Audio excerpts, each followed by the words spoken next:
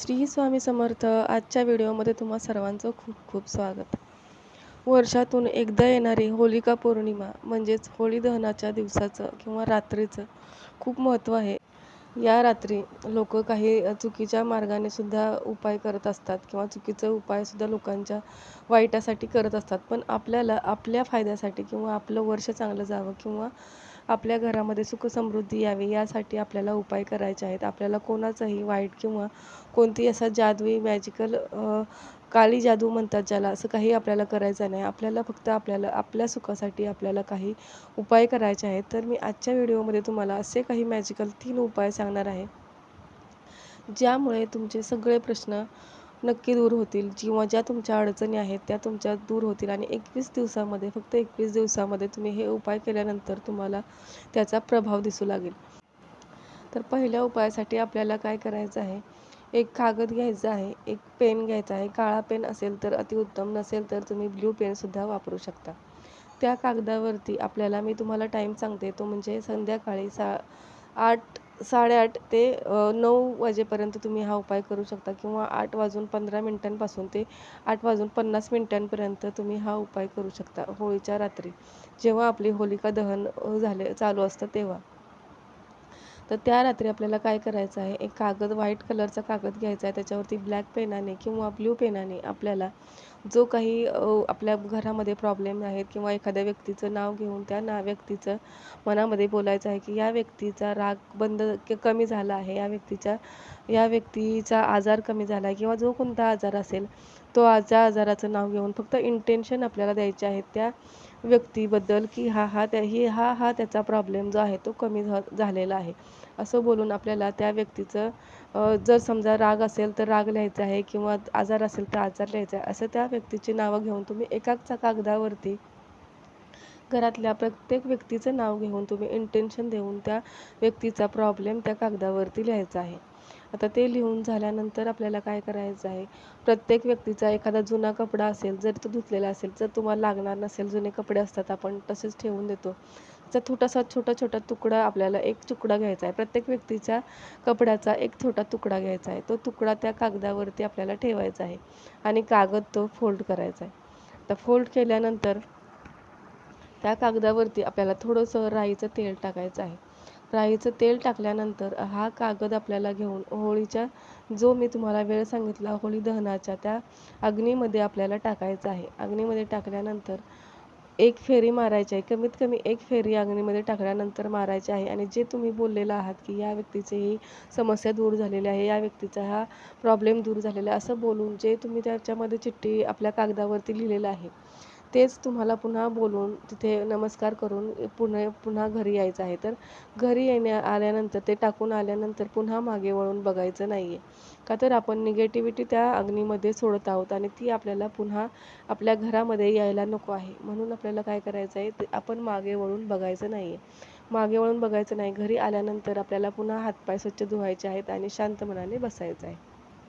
तर हा होता पहिला उपाय. जर एखाद्याला जे येणारे असतील किंवा ते आपल्या घरामध्ये म्हणजे त्यांच्या इथे होळी पेटवली जात नसेल, तर त्यांना एखाद्या भांड्यामध्ये किंवा एखादं कुंड घ्यायचं आहे किंवा कोणतीही घरामध्ये तुम्ही जे वापरत नसाल अशी एखादी कुंडी किंवा भांडं घ्यायचं आहे आणि त्याच्यामध्ये तुम्हाला कागद जे काही मिळेल ते तुम्ही त्याच्यामध्ये जाळून, ते फक्त ते घरामध्ये किंवा टेरेसवर असं कुठेही जाळू नका.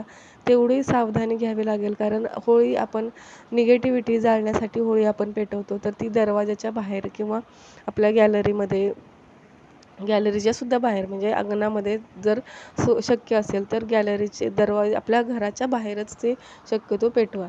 तर असा हा उपाय, जो पहिला उपाय आहे, तो केल्यानंतर घरी आल्यानंतर तुम्हाला 21 दिवसामध्ये तुमच्या घरातली, तुमच्या मनामधली, तुमच्या शरीरामध्ये जो काही आजार आहे त्यामध्ये तुम्हाला नक्की फरक जाणवेल. तर हा उपाय नक्की करा. तर चला बघूया आपण पुढचा उपाय आपल्याला काय करायचा आहे.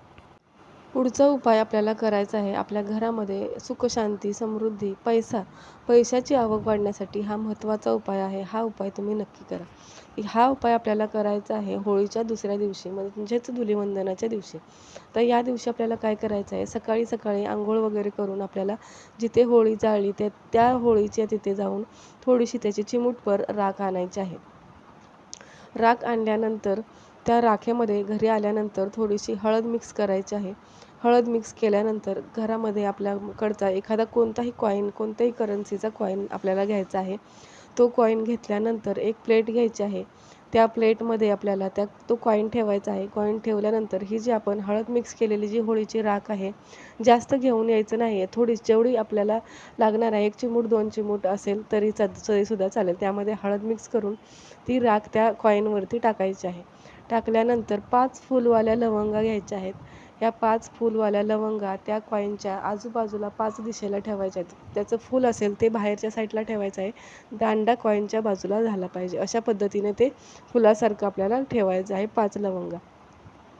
आता ह्या लवंगा ठेवल्यानंतर त्या ताटाच्या बाजूला बसून आपल्याला प्रार्थना करायची आहे. जे तुमची इच्छा आहे, ज्या कोणत्या इच्छा आहेत, ज्या तुमच्या विश आहेत, की माझं घर झालं आहे, माझा जॉब चांगला लागलेला आहे, माझ्या घरामध्ये खूप पैसा येतो आहे किंवा मला एवढा पैसा मिळालेला आहे, एवढ्या पैशाचा मला जॉब लागलेला आहे. अशा तुम्ही जे तुम्हाला हवं आहे ते तुम्हाला पॉझिटिव्हमध्ये किंवा प्रेझेंट टेन्समध्ये झालेलं आहे अशा पद्धतीने बोलायचं आहे.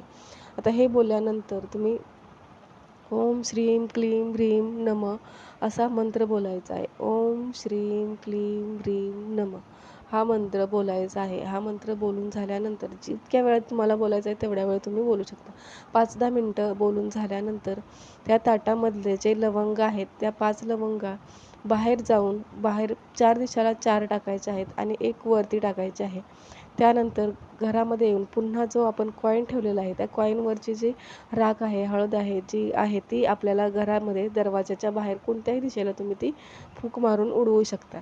उडवल्यानंतर हा कॉईन जो आहे तो पुसून तुम्ही तिजोरीमध्ये ठेवा किंवा आपल्या पर्समध्ये ठेवा. मग हा खर्च झाला तरीसुद्धा चालेल. तर हा असा छोटासा उपाय होता. हा तुम्ही धुलीवंदनाच्या दिवशी कधीही करू शकता. या उपायामुळे नक्कीच तुमच्या घरामध्ये सुखशांती, समृद्धी आणि जी काही निगेटिव्हिटी आहे ती निघून जाईलच. त्यासाठी तर पहिला उपाय मी तुम्हाला सांगितलेलाच आहे. हा दुसरा उपायामध्ये तुमच्या घरामध्ये पैशाची आवक नक्कीच वाढेल.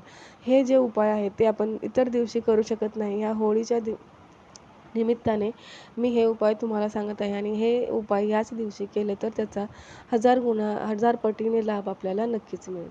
तर आता बघूया आपण तिसरा उपाय. आता पुढचा उपाय जो आहे तो कशासाठी आहे, तर हा उपाय जर एक्स्ट्रा मॅरिटल अफेअर आहे किंवा पती पत्नीमध्ये एखादी तिसरी व्यक्ती आहे किंवा तुमचे कोणी छुपे शत्रू आहेत, तुम्हाला असं वाटतं आहे की ही व्यक्ती माझी शत्रू आहे आणि ती माझ्यावरती काही चुकीच्या गोष्टी करत आहे किंवा मला त्रास देत आहे किंवा अजून कोणते तुमचे शत्रू आहेत त्यांचं नाव घ्यायचं आहे आणि हा उपाय आपल्याला करायचा आहे. हा उपाय होळी दहनाच्या दिवशीच करायचा आहे. तुम्ही हा उपाय दिवसभरामध्ये कधीही करू शकता. फक्त ते जे सांगणार आहे मी ते तुम्हाला होलिका दहनमध्ये टाकायचं आहे. होळी जाळतो आपण त्यावेळी तिथे टाकायचं आहे. तर त्यासाठी आपल्याला लागणार आहेत 8 गोमती चक्र. गोमती चक्र 8 घ्यायचे आहेत. प्रत्येक व्यक्तीसाठी 8 गोमती चक्र घ्यायचं आहे. म्हणजे एका व्यक्तीसाठी 8 असं करून जर तुमचे 2-3 शत्रू असतील किंवा तुम्हाला नावं माहिती आहेत किंवा पतीसाठी जर पत्नी करत असेल तर जी तिसरी व्यक्ती आहे त्या तिसऱ्या व्यक्तीचं नाव लिहायचं आहे त्या गोमती चक्रावरती. एक लाल कलरचा मार्कर घ्यायचा आहे छोट्या निबचा. त्याने त्या गोमती चक्रावरती जो गोलाकार भाग आहे त्याच्यावरती नाही, जो प्लेन भाग आहे त्यावरती एक प्लेन भाग असतो आणि एक गोलाकार भाग असतो. तर त्याच्यावरती आपल्याला नाव लिहायचं आहे. एक बाजू एकदम प्लेन असते आणि एक गोलाकार असते. तर ते गोलाकार जी बाजू असते त्यावरती आपल्याला त्या व्यक्तीचं लाल मार्करने नाव लिहायचं आहे. आता याच्यामध्ये काही प्रश्न येऊ शकतात की आपण सासूसाठी हा उपाय करू शकतो का? तर नाही, आपल्याला कोणाचंही वाईट करायचं नाही आहे. फक्त त्या व्यक्तीचे आपल्यावरून लक्ष विचलित व्हावं यासाठी आपण हा उपाय करत आहे. तर हे बाहेरच्या छुप्या शत्रूंसाठी हा उपाय आहे. घरामध्ये कोणत्याही व्यक्तीसाठी हा तुम्ही उपाय करू शकत नाही. कारण याच्याने आपल्याला कोणाचंही वाईट करायचं नाही. आपल्याला फक्त आपल्या सावधानीसाठी, आपल्या सुखसमाधानासाठी आपल्याला हा उपाय करायचा आहे. आणि तुम्हाला हा उपाय चांगल्या इंटेन्शनचा करायचा आहे आणि सात्विक करायचा आहे. जर तुम्ही हा चुकीच्या इंटेन्शनने हा उपाय केला तर त्याचा उलटा असर तुमच्यावरती होऊ शकतो. तर या उपायामध्ये आपल्याला काय करायचं आहे, त्या गोलाकार भागावरती त्या प्रत्येक गोमती चक्रावरती नाव लिहायचं आहे. त्या व्यक्तीचं नाव लिहिल्यानंतर ते सगळे कॉईन एका हातामध्ये आपल्याला दोन्ही हातामध्ये पकडायचे आहेत. होल्ड करायचे आहेत आणि आपल्याला बोलायचं आहे की या व्यक्तीने मला त्रास देणं बंद केलेलं आहे, किंवा जर ती तिसरी व्यक्ती असेल तुमच्या पती-पत्नीमध्ये, तर बोलायचं आहे की ही व्यक्ती माझ्या पतीच्या आयुष्यातून कायमची निघून गेलेली आहे. असं बोलून एक कागद घ्यायचा आहे. त्या कागदावरती ते सगळे गोमती चक्र ठेवायचे आहेत आणि हा कागद आपल्याला होलिका दहनमध्ये टाकायचा आहे.